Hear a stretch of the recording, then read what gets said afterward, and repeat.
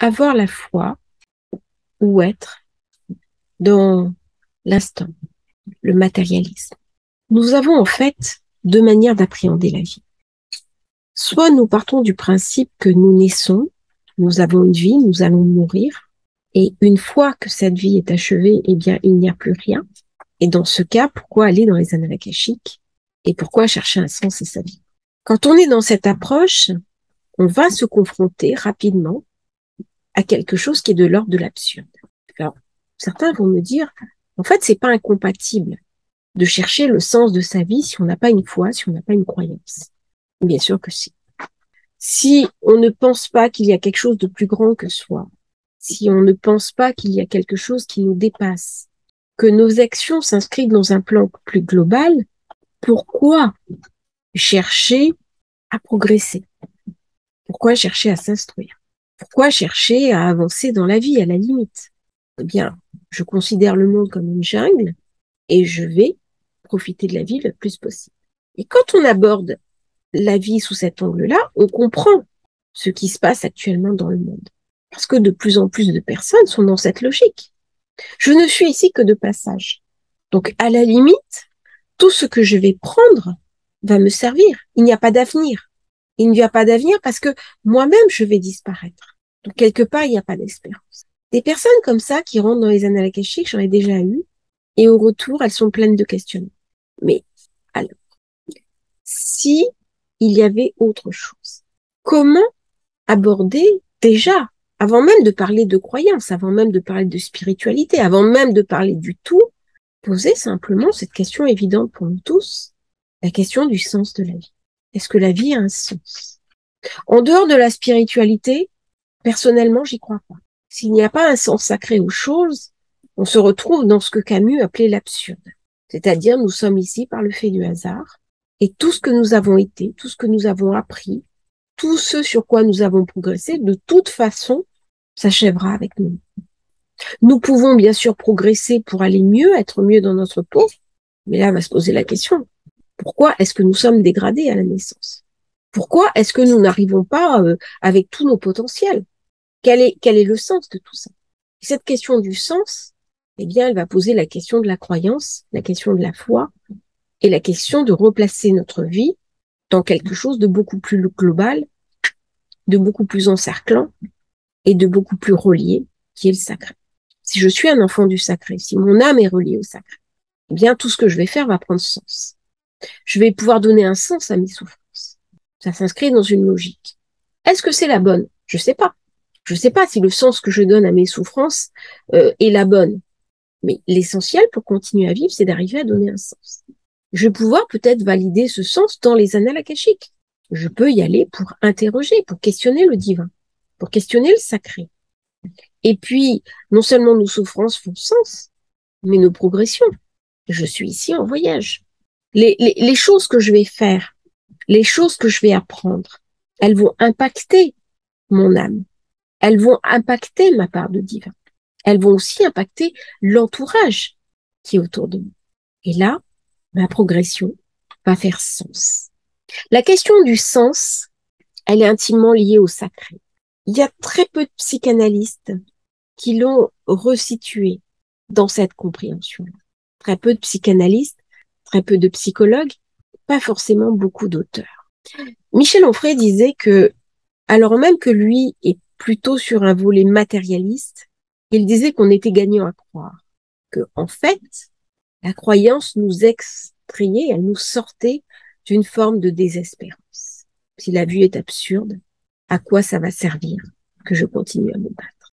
Offrir sa croyance au sacré, offrir sa souffrance au sacré, c'est quelque chose qui fait sens. C'est quelque chose qui est porteur de vie, qui est porteur d'idées.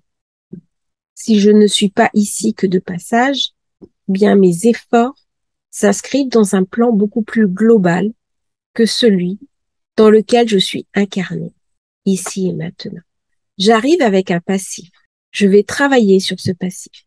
Et quand je vais partir, eh bien, tout ce sur quoi j'aurai travaillé va partir avec moi.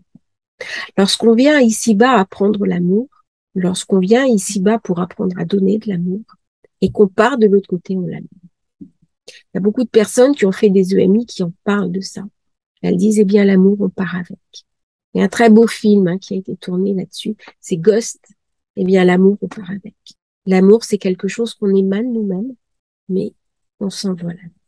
Et les personnes qui ont fait des EMI, qui ont rencontré des guides de lumière, ça n'a pas été mon cas, je le précise, je n'ai pas été assez loin pour le faire, mais ceux qui ont rencontré des guides de lumière ont été déstabilisés par ce qu'ils ont vu, c'est-à-dire que les guides leur ont montré euh, ce projet, ce programme, et bien que nous sommes ici pour apprendre l'amour, pour transmettre l'amour. C'est pas forcément l'amour d'un homme et d'une femme. C'est un amour beaucoup plus humain, beaucoup plus global, beaucoup plus conscient, beaucoup plus général.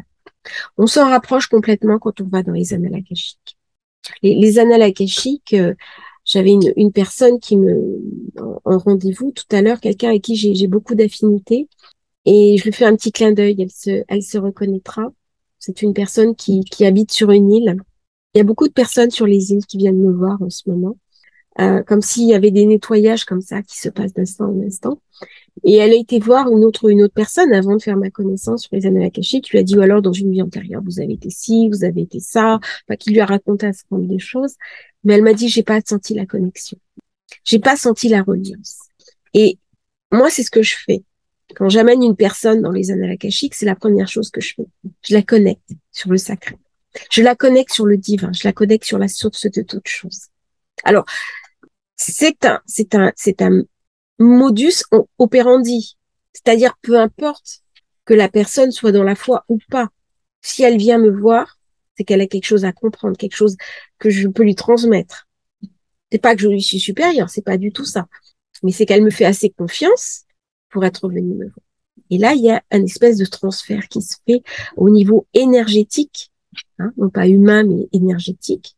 Et la personne, des fois, elle rentre, elle retrouve son guide et elle se met à pleurer. J'ai eu un rendez-vous comme ça, superbe, où la personne s'est mise à pleurer tellement il y avait d'émotions parce qu'elle retrouvait son guide.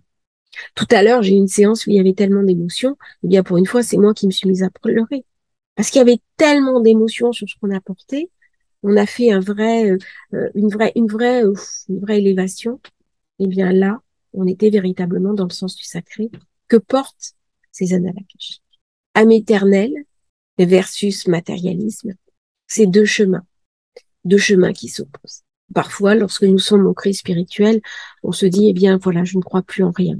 Je suis au bout. Je suis au bout de ma foi. Je ne veux plus en entendre parler.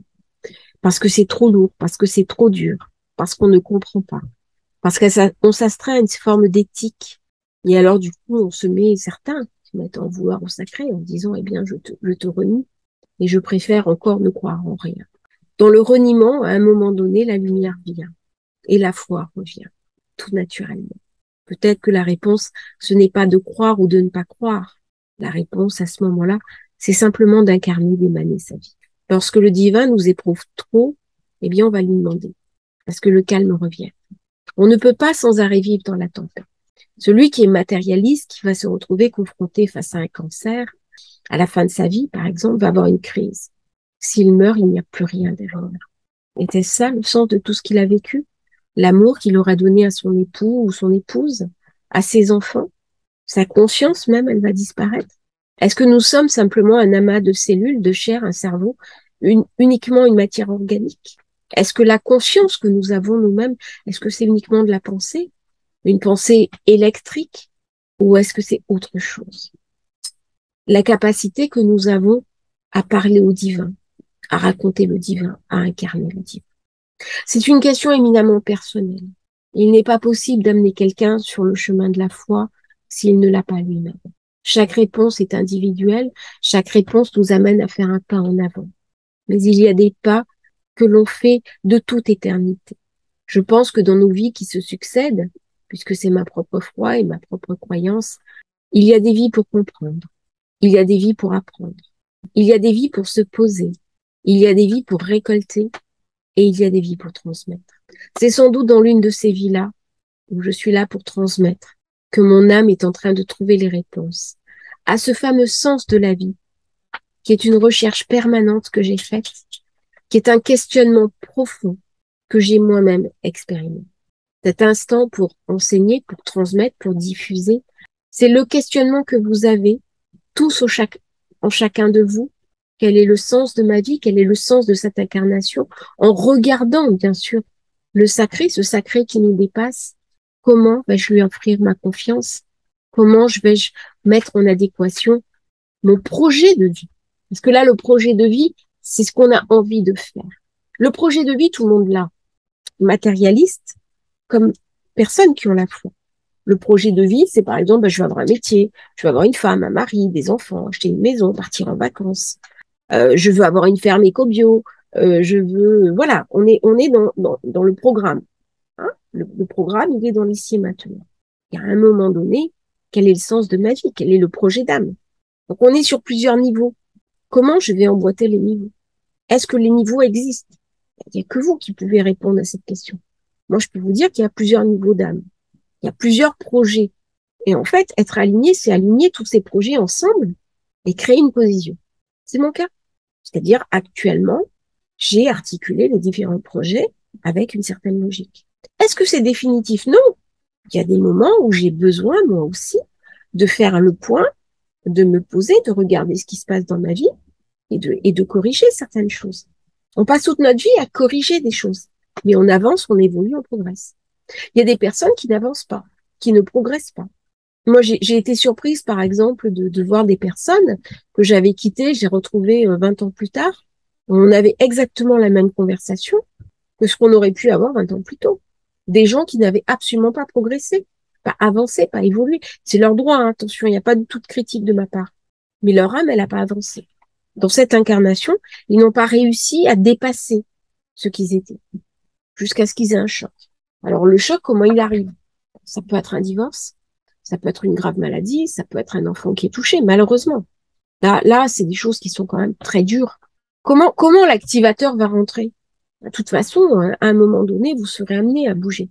Quand vous n'êtes pas aligné sur tous les projets ensemble, il y a un moment donné, il y a une crise.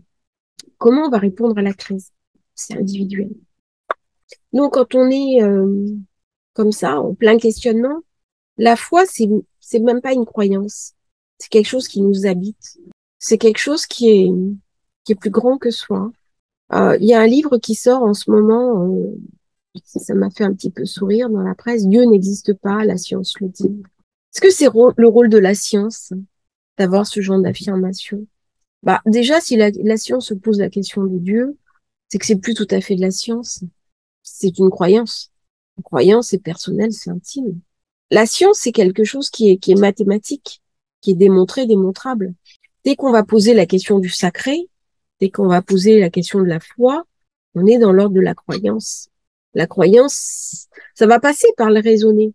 C'est-à-dire qu'à un moment donné, quand on a la foi, on a aussi envie de comprendre.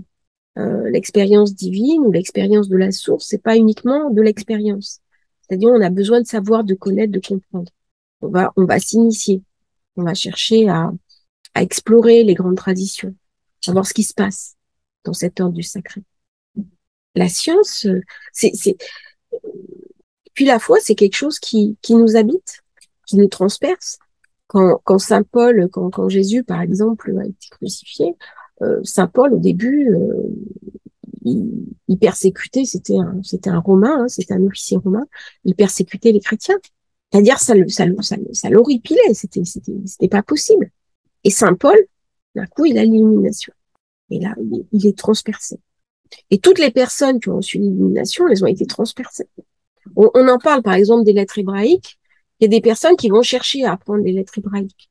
Puis il y a des personnes qui vont rien faire. Ce sont les lettres hébraïques qui vont venir à elles, qui vont les transpercer quelque part.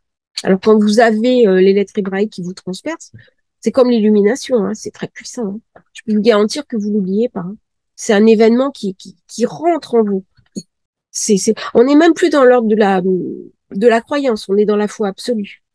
Alors la foi absolue, attention, il y a un moment donné, même si vous êtes là-dedans, il faut quand même mettre le cognitif, la réflexion en place, notamment par le biais du doute.